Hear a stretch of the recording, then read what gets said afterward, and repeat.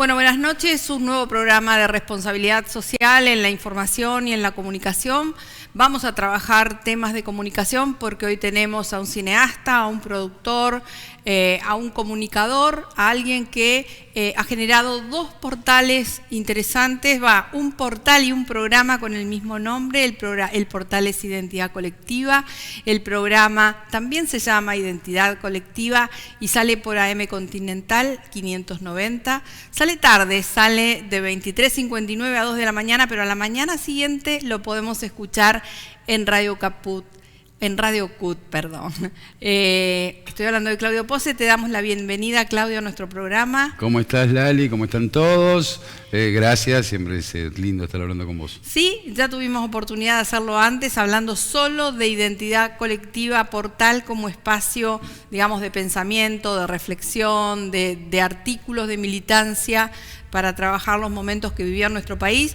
Y hoy estás fuertemente en radio. Contanos esta experiencia de interactuar portal y radio también, ¿no? Bueno, el portal es una experiencia de eso que decís, de opinión, de charla, más que debate. ¿Viste? Recién justo hablábamos fuera de cámara que estuvo el candidato a legislador por el Frente de Izquierda de los Trabajadores, por la izquierda dura, como le dicen, Gabriel Solano, el lunes, y esa es una buena demostración. Se puede charlar, con toda la diferencia que podemos tener con Gabriel y demás, pero podemos charlar y amplía de esto de lo que se llama el concepto nacional y popular, tratar de ampliarlo lo más posible a los límites para poder tener una integridad de los pensamientos, si no es muy difícil, y más en este mundo de la comunicación tan dinámico, tan instantáneo, sí. Hace que tengamos poco tiempo de reflexión, ¿no? Entonces la idea es, en el portal, poder navegar en la reflexión más profunda, si quiere. Y en la radio entrar en esto... Más ping-pong. Más ping-pong, pero profundizando también, claro. Tratando de profundizar, tratando de buscar... Escuchando otras opiniones. Y escuchando, porque el campo nacional popular es muy amplio, ¿no? Entonces... hay un mal de época, según mi criterio, que es esto de encapsular el campo nacional y popular en un espacio muy determinado. Y es difícil eso, ¿no? Claro. El campo nacional y popular, entendiendo mucho que el peronismo es la estructura fundamental del campo nacional y popular. Y el peronismo es muy amplio ya.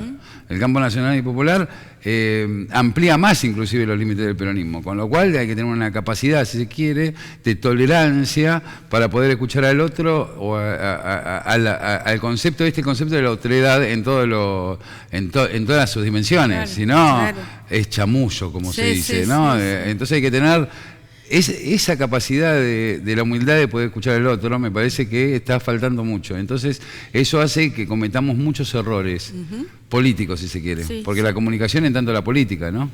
Si la comunicación sola por sí mismo no es nada, si no tiene el condimento de la política que la genere permanentemente. ¿Qué comunicas cuando comunicas? Claro, comunicas cosas de la realidad, y la realidad es la actualidad política y todos los temas que hacen a la vida de cada uno. Y claro, porque todos los temas se relacionan con la política. Por ejemplo, el tema cultural. El tema cultural, si no tiene política que lo contenga o que lo contenga, lo desarrolle, lo alimente, y pueda satisfacer sus necesidades, la cultura no existe. Claro. Es imposible. En el tema social pasa lo mismo, en el tema económico pasa lo mismo, en todos los temas están sometidos, bien digo la palabra sometidos en este caso, por la política. Por eso es tan peligrosa estas nuevas expresiones antipolíticas que empezaron a surgir en estos tiempos, ¿no? Bueno, de eso también yo quiero hablar con vos. Pero quiero que me cuentes así brevemente esto de como el ida y vuelta con tu público, ¿no? Porque ahora en radio yo estoy viendo o estoy escuchando que hay bastante interactuación, hay mucha. Que la gente participa. Y aparte es una radio no de corte, no lo digo mal, pero es una radio que no es de corte partidario. Claro, si claro. Entonces es una radio amplia, y podemos decir que no es muy afín a nuestro sector, en tanto y en cuanto a lo conceptual, digamos, ¿no?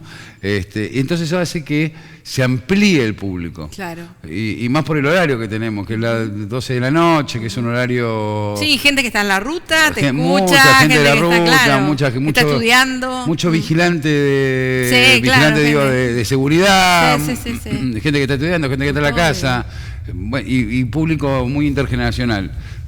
Y debo decir que mucho del público no es de nuestro espacio. Claro.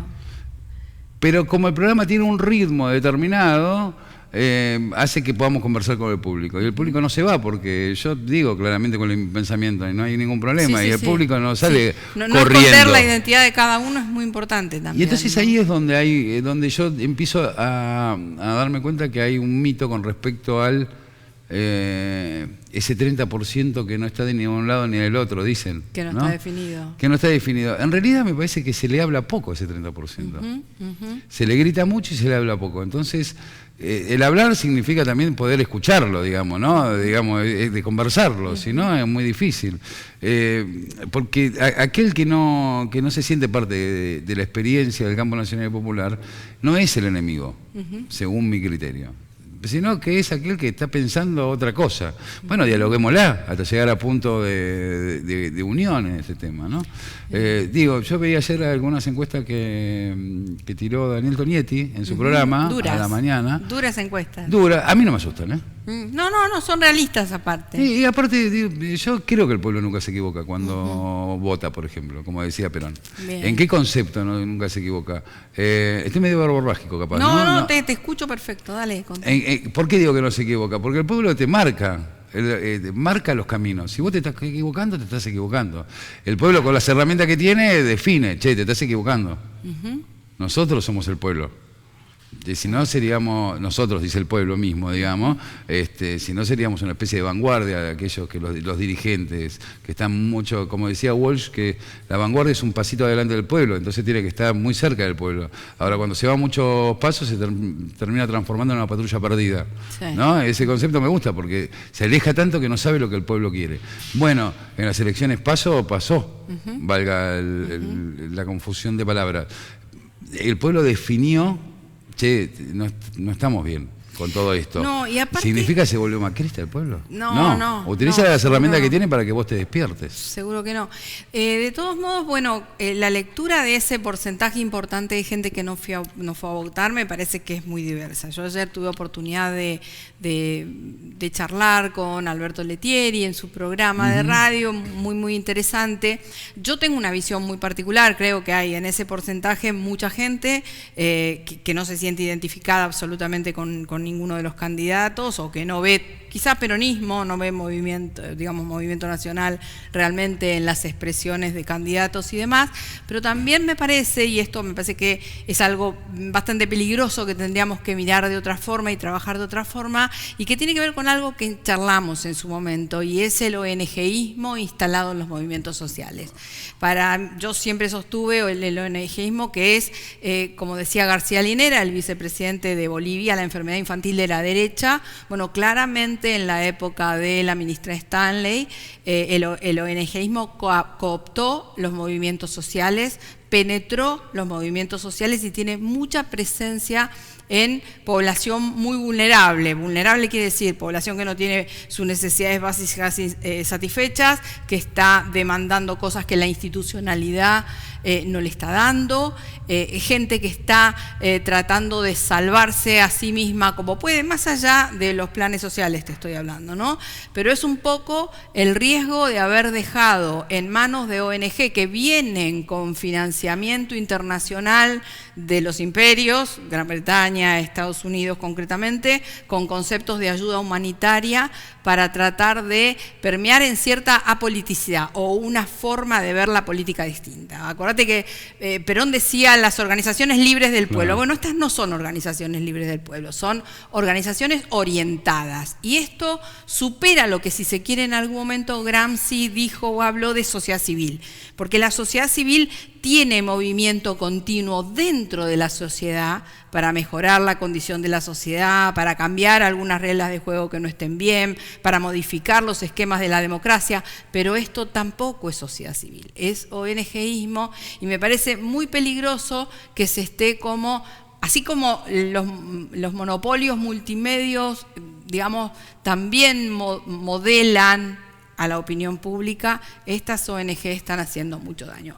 Y te digo que he tenido como la experiencia práctica, y te digo entre comillas, de ver que en muchos municipios del conurbano bonaerense, que siempre ponen movilidad a disposición de la gente que quiere ir a votar, la gente no se ha subido a votar en las PASO. Vamos a ver qué pasa. No directamente. Y no. vamos a ver si esto que yo estoy visualizando, que estoy trabajando y que estoy estudiando también a través de la Fundación, se verifica o no se verifica un tiempo más en la realidad. Y me parece feo porque entonces hay un quiebre institucional importante y hay una forma, si se quiere, antidemocrática de encarar la convivencia social, ¿no?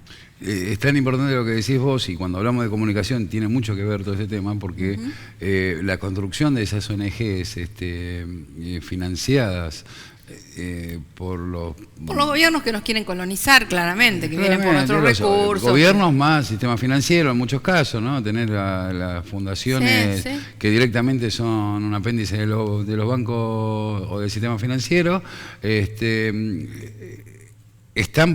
son supranacionales, digamos, ¿no?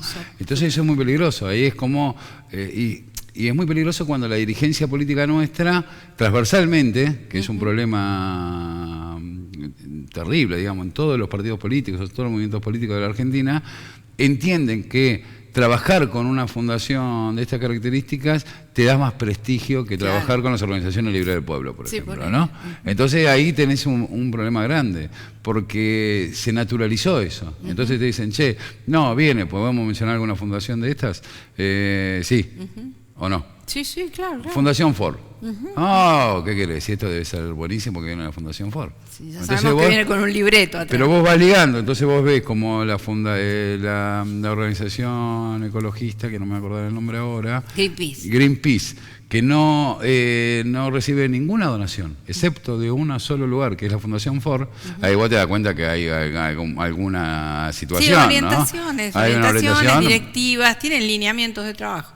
Lineamientos de trabajo que tienen ahí una ideología también, ¿no? Que la ideología de los sectores, vamos a llamarlo del imperio. Esto puede pasar en cualquiera igual, puede ser Estados Unidos, puede ser Rusia, puede ser China. No importa, se han diseminado digamos. por todo el planeta, digamos, se han diseminado. Pero bueno, en los países que están más expuestos o en vías de desarrollo, tienen otra forma de hay un intento de destruir los estados-nación, claramente. Claro que sí. De alguna forma. De no dejar crecer. Siempre lo hicieron con el proceso cívico-militar y lo hicieron con la dictadura cívico-militar y después con la democracia ya más fortalecida, después del 83, por el desastre que hicieron los milicos con los civiles, siempre hay que decir, ¿no? No eran solamente militares. Sí, con cívico-militar. Los civiles, empresarios, eclesiásticos, etcétera, todo eso fue tan fuerte que tuvieron que empezar a buscar en Argentina y en toda Latinoamérica otras expresiones.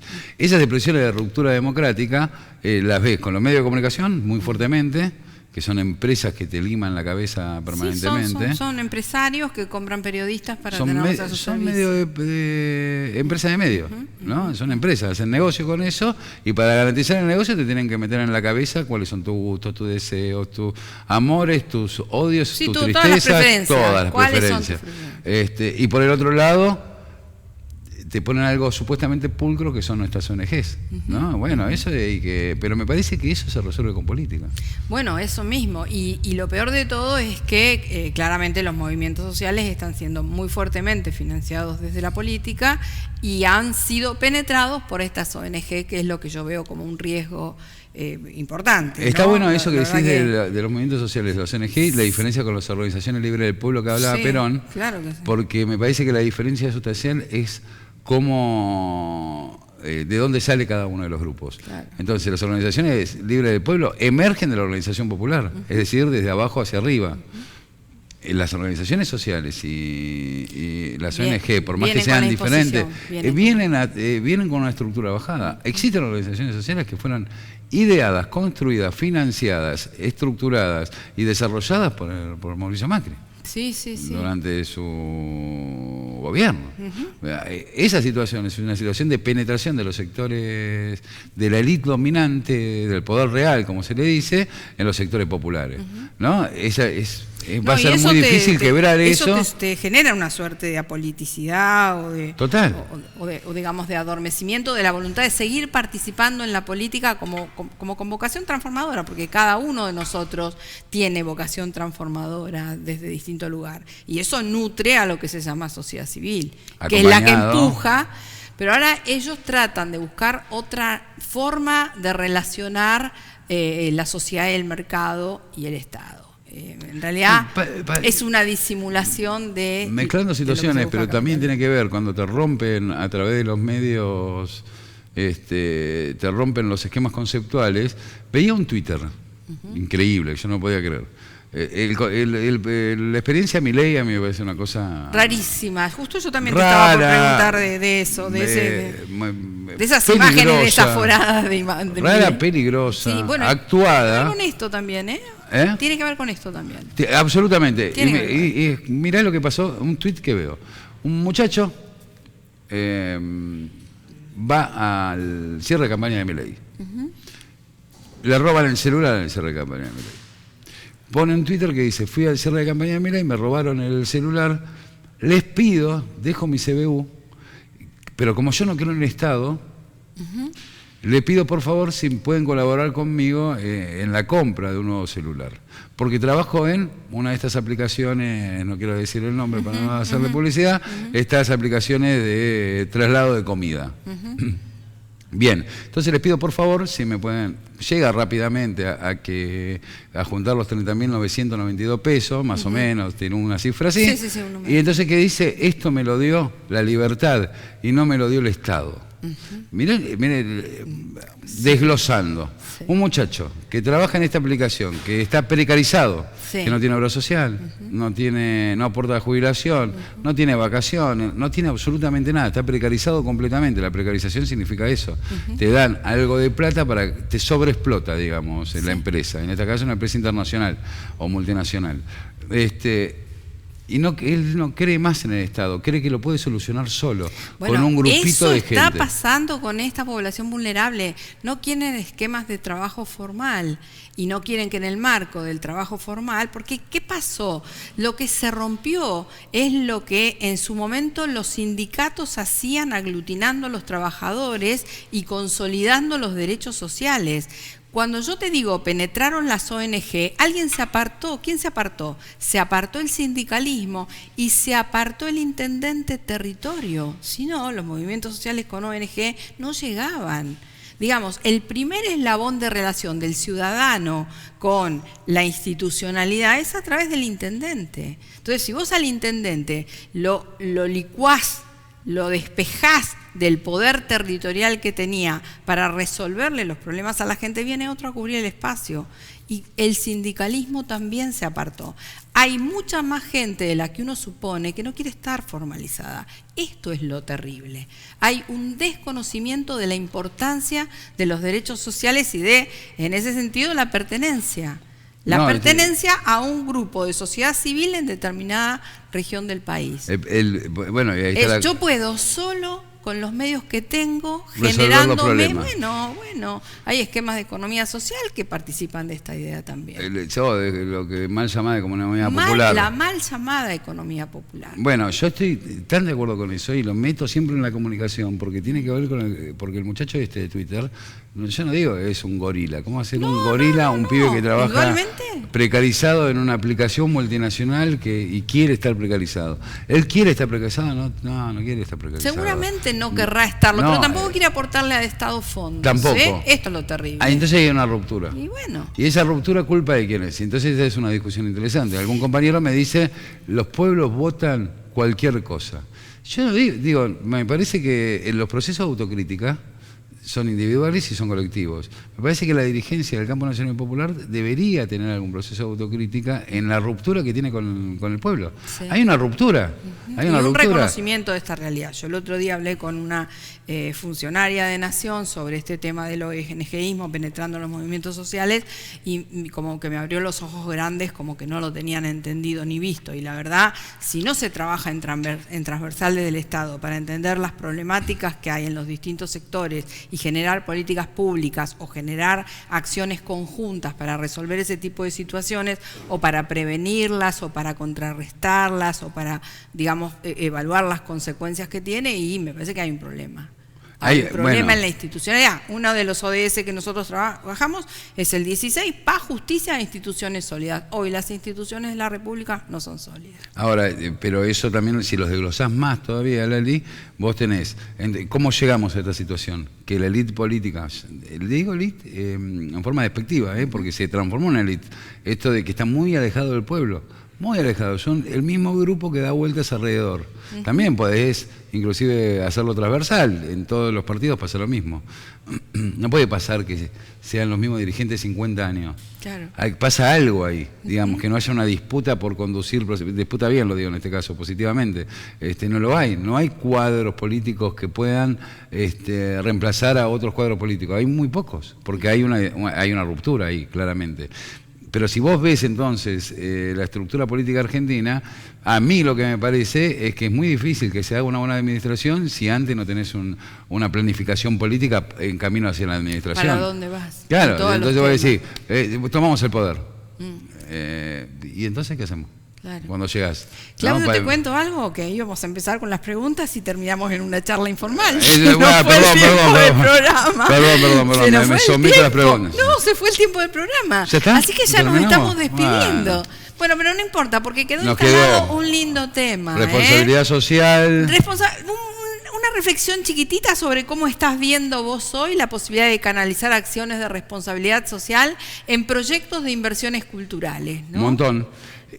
¿Un montón en qué sentido? Primero porque la cultura tiene la capacidad de tener multidisciplinas. Claro. Entonces, que se juntan, se separan. Música, danza, cultura, escultura, pintura. Yo soy cineasta porque centralmente el cine congrega todo, entonces a mí siempre me gustó el cine de chico por ese motivo, porque tiene todas las expresiones culturales juntas, pero me parece aparte, y para cerrar, y con el tema anterior que me quedé enganchado, que la responsabilidad social lo que tiene es esa virtud también, de unificar los sectores populares con las empresas, claro, con los gobiernos, con esas situaciones. Una suerte de articulación. De articulación. Entonces que ahí generás esto de lo que hablamos, Organizaciones Libres del Pueblo, bueno, generás situaciones en donde el pueblo se sienta articulado, ¿no?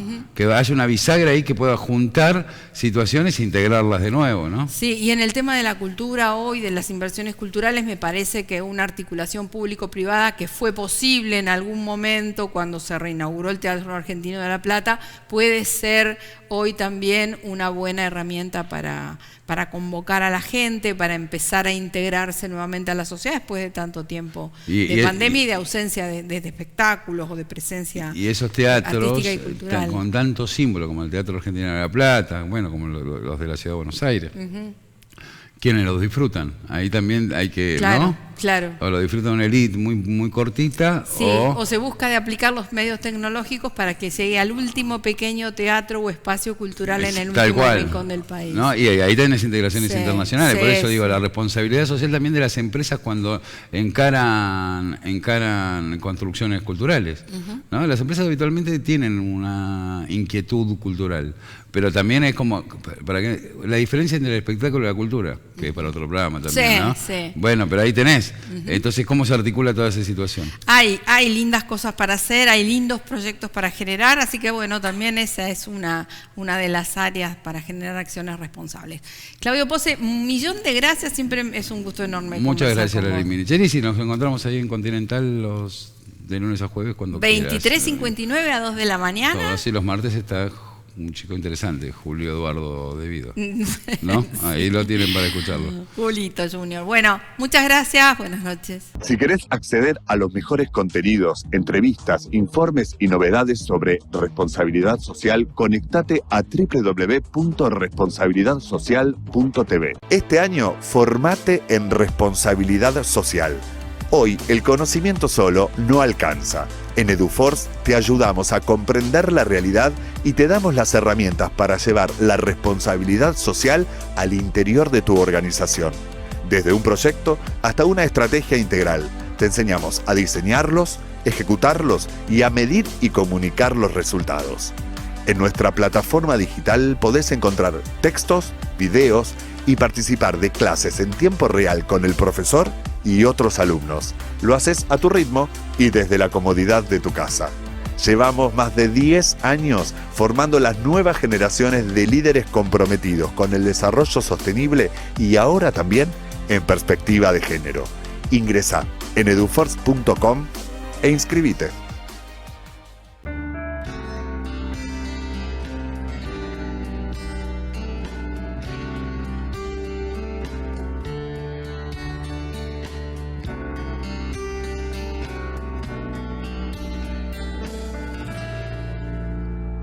El tiempo fue pasando y nos fuimos conociendo, amabas y sufrías.